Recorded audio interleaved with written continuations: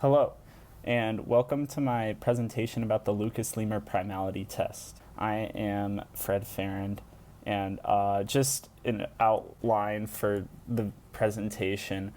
First, we're going to talk about kind of the history of the Lucas-Lehmer test, and then kind of introduce it and talk about the test itself. Then we're going to go into Sage and look at some examples and talk about some of the computational aspects of the test, which is kind of the interesting part. And then we will look at a proof, one of the more popular, there are a few different proofs, but one of the simpler and more popular proofs of this test.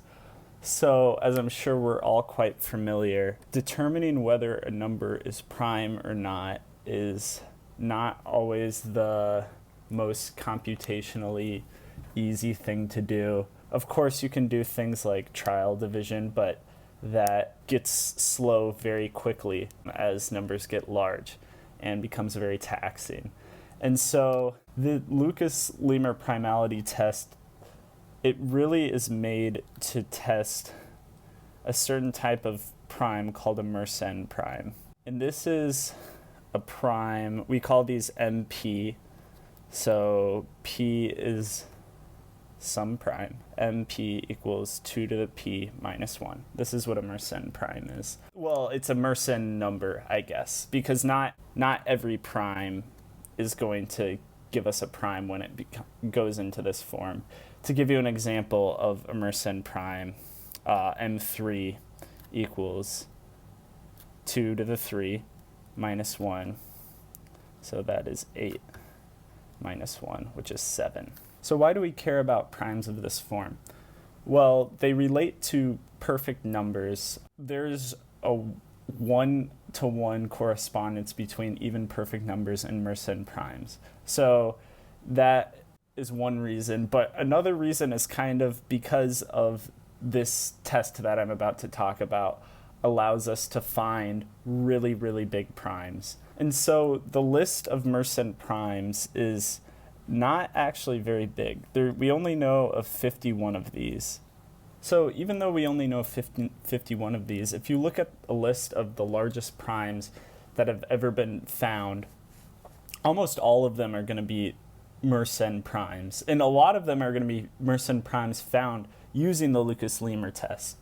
And so this is kind of a tool that we can use to peer into these extraordinarily long numbers. So this is the largest Mersenne prime we've ever found, and it also happens to be the largest prime humanity knows of, and it's around 25 million digits. And this kind of speaks to the power of this test, that we can know for sure that this is a prime number.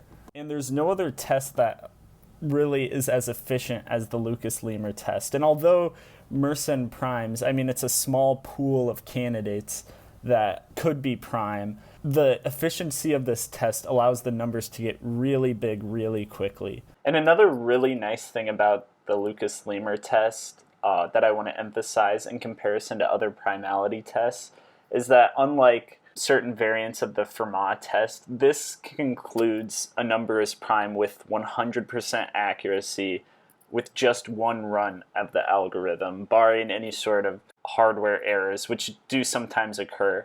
But this isn't a probability that a number is prime. If it returns prime, then you can be certain that the number is prime. And so after I introduce the test, I'm going to go into Sage and show you just how fast we can prove numbers are prime or not. Using the methods we used earlier in this class, we were able to prove things like with 100 digits, 200 digits, if we were really efficient and the number worked well. But this, in seconds and in under a minute, we can prove things with thousands of digits are prime. So this will be kind of an interesting thing. Here is the definition of the Lucas-Lehmer primality test. We will define a sequence called S sub I for all I greater or equal to 0 by, and then the term S of I starts at 4, so 4 if I equals 0, so it'll start at 4, and then from then on it'll be S sub I minus 1 squared minus 2. And the MP is prime if and only if S sub P minus 2 is equivalent to 0 modulo MP. So let's do an example. Let's look at if M sub 7 is prime. We know based on the definition of Mersenne primes that M7 equals 2 to the 7th minus 1, which is equivalent to 127. So we want to know if 127 is prime. So using the definition of the Lucas-Lehmer test, we will start creating this sequence. So S sub 0 is 4, which is equivalent to 4 mod 127. S sub 1 is equal to 4 squared minus 2, which is 16 minus 2 is 14, which is just itself mod 127. And I'm going to keep going on this.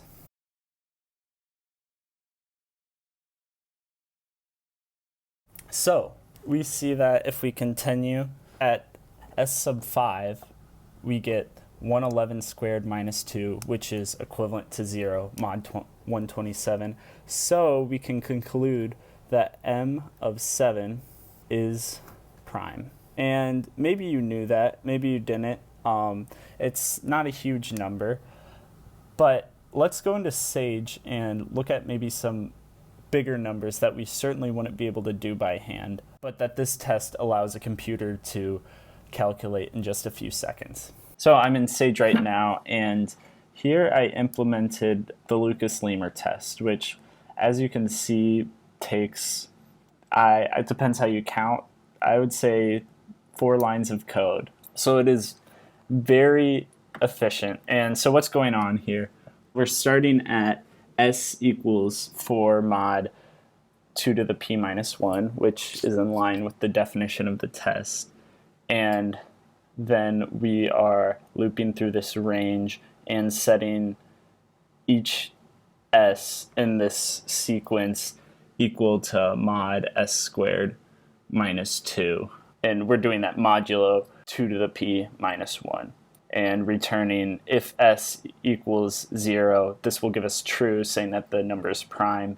And if it is false, it will tell us that. And that means that the number is not prime. So I think you can see why this is so computationally efficient, because one great thing, it doesn't have to remember this entire list. It just needs to remember the previous S and then square that minus 2 mod this. And this can get pretty big, but it is always being modded back down. So it is relatively quite efficient. Let's see. So obviously with M7, we proved that that was true on the whiteboard, and we can see that it takes a split second to determine whether that's true. And so we can try other numbers too. So yeah, the second true is for M to the 13, and this can get big pretty fast. So let's put a percent time here and a percent time here, and I just want to show you how much faster this is. So this took about 13 seconds of CPU time compared to determining whether this number is prime with the standard Sage primality test. And it's still going, so this is certainly more than a second. And so it looked like Sage red chipped. So it's not even able to tell us whether this is prime. I think I got that to work previously, but that was over a minute that it was thinking and could not come up with an answer. Let's see what the length of this would be. So how many digits is this? 1,200 digits. So this is not a small number by any means. And this test was able to prove that it was prime in 0.13 seconds. So I think you can kind of see the power. Here's another example, because this isn't always going to give us true. M sub 11 is not a prime number. And what is M sub 11? Well, M sub 11 is 2047, which if we factor would give us 23 and 89. So yes, this is not something that's prime. But let's see if we can figure out how big this thing will go. And so this is prime. And again, let's see how many digits this has just to kind of demonstrate the efficiency of this test. So this has almost 7,000 digits, and we know that it's prime in just a few seconds. I timed this one earlier, Lucas-Lehmer of 44,497. It took about 36 seconds for Sage to do that, and we found that it's prime, which is true. And just for a sense of scale, I want to print this number and show you how big it is. This is m sub 44,497. And this is the scale of the numbers we're talking about. And this is something that Sage can do in about half a minute. And this is 1,000. This is 1,000,000. That's 1,000,000,000. And this is the sense of the scale of the numbers we're talking about. It is just so incredibly efficient. And this has, let's see, 13,395 digits. And this is not the biggest number that this test can find. This is one that Sage can do in 36 seconds. Some of the larger numbers, the ones with millions of digits, take a month of processing power. And there are a lot of these numbers that actually aren't prime, but this test allows for us to kind of check this in a pretty efficient way. But now it is time to talk about the actual proof of the Lucas-Lehmer test. So I want to note that in this video, the proof that we're going to be following was published in 1993 by J.W. Bruce. And although this proof was published about 50 or 60 years after the test was originally defined, this is much simpler than the original proof of the test. And actually, the title of this document, when it was published, is a really trivial proof of the Lucas-Lehmer test. So this is meant to be very simple. So we're just going to be proving that this test produces Mersenne primes and proves that Mersenne numbers are prime. So first we want to define a sequence S of n by setting S sub 1 equal to 4 and S sub n equal to S sub n minus 1 squared minus 2. So we're just restating the Lucas-Lehmer test in a more formal way than we had before. So let p be a prime number, then m sub p equal 2 to the p minus 1 is a prime if m sub p divides s sub p minus 1. And this is the definition that we've talked about a few times prior. We've seen it written in code. We've seen what it can do. So I want to note that m sub p is just a Mersenne number, and it's a Mersenne prime if it actually ends up being prime. But there's a proof that if p isn't a prime number, then 2 to the p minus 1 can't be prime. So we only consider m sub p's where the p is actually a prime and not a composite. So the structure of this proof will be contradiction. So we're going to assume a lot of things that seem random right now. We're going to go through three lemmas and then talk about the actual proof in which we'll apply the lemmas. So if some of this kind of seems random, it will make sense later. And this will add up to, basically, we're going to assume the Mersenne prime is composite and then prove there's a contradiction if that's true, so it must be prime. And that's why this will be so efficient. So let omega equal 2 plus square root of 3 and omega bar equal 2 minus square root of 3. And we want to note that omega times omega bar equals 1. And you can see that algebra worked out right there for your convenience. So lemma 1 is we want to note that S sub m equals omega to the 2 to the m minus 1 plus omega bar to the 2 to the m minus 1 power.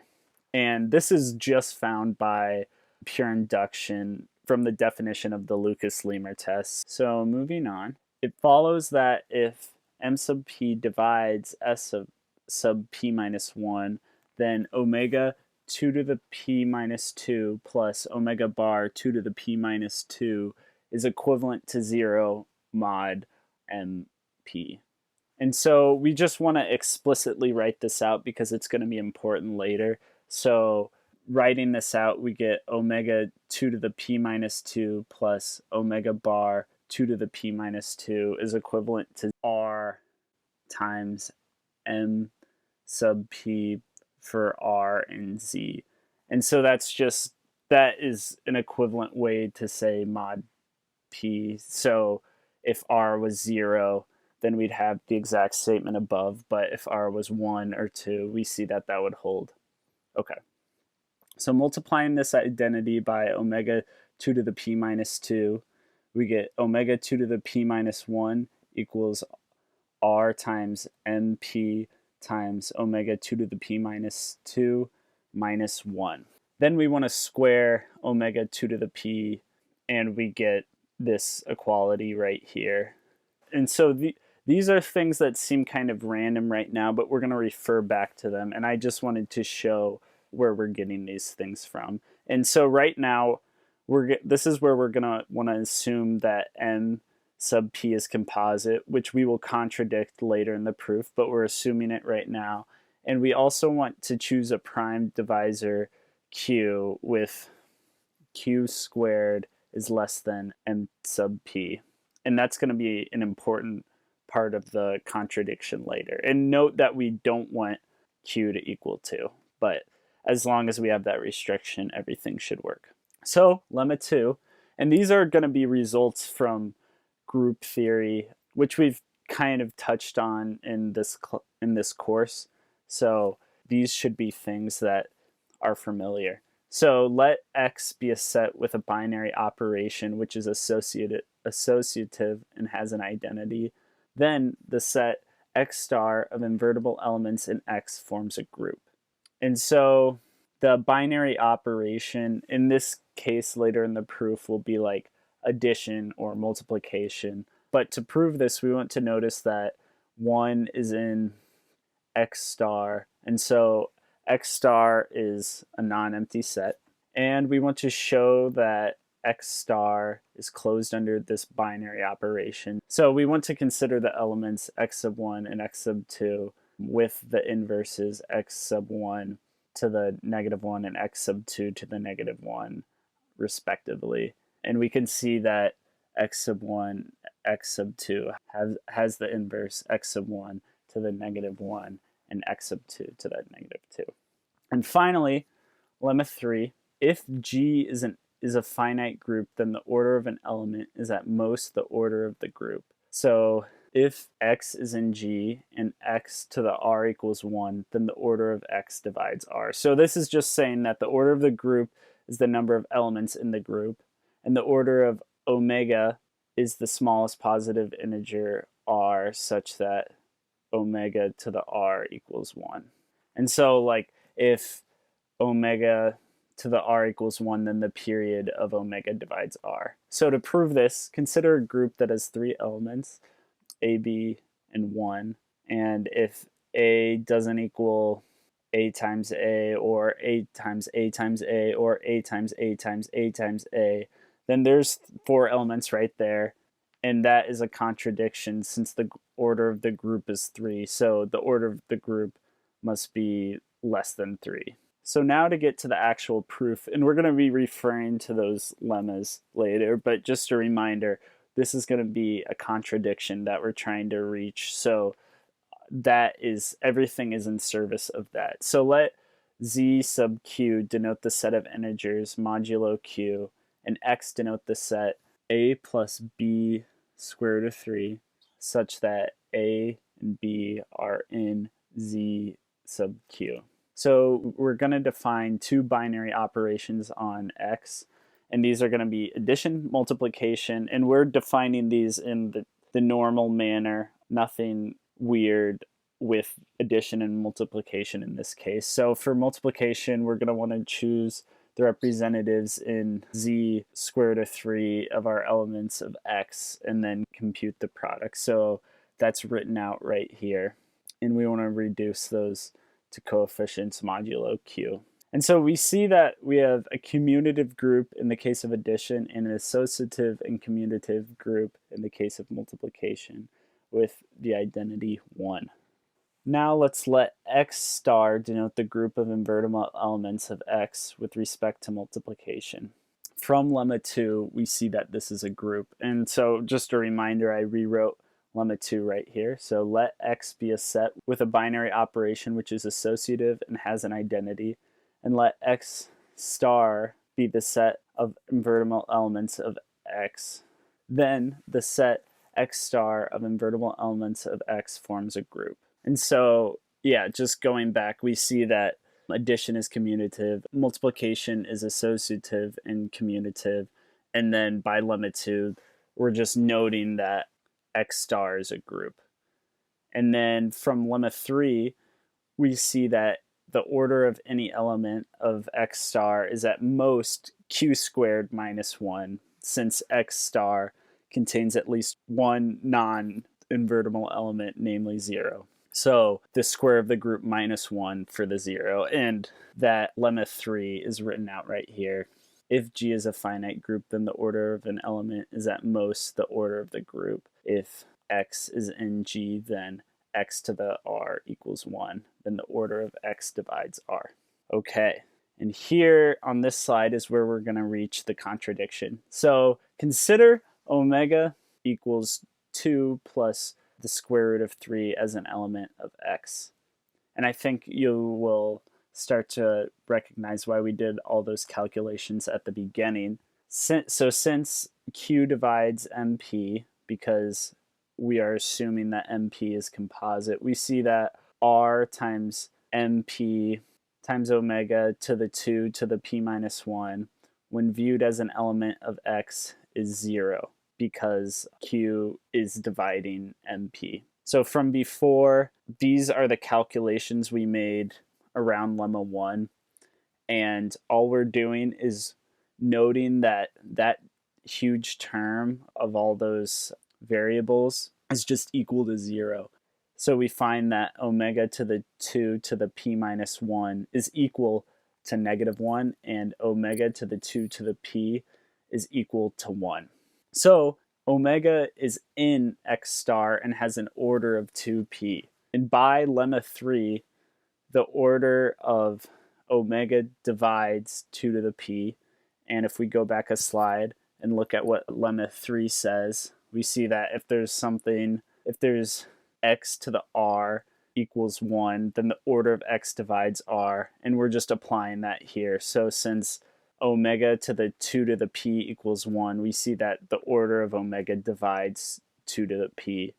And from the first equality, we see that it cannot be less than 2 to the p. So using lemma 3 again, we get that 2 to the p is less than or equal to q squared minus 1. However, q squared minus 1 is less than or equal to m sub p minus 1, which is equivalent to 2 to the p minus 2. So this is where we've reached a contradiction. And this part, q squared minus 1, is less than or equal to m sub p minus 1. We assumed that when we picked our q. And so this is the contradiction. So what we're saying now is it can't be composite, thus it is prime. And so we've proven the Lucas-Lehmer test.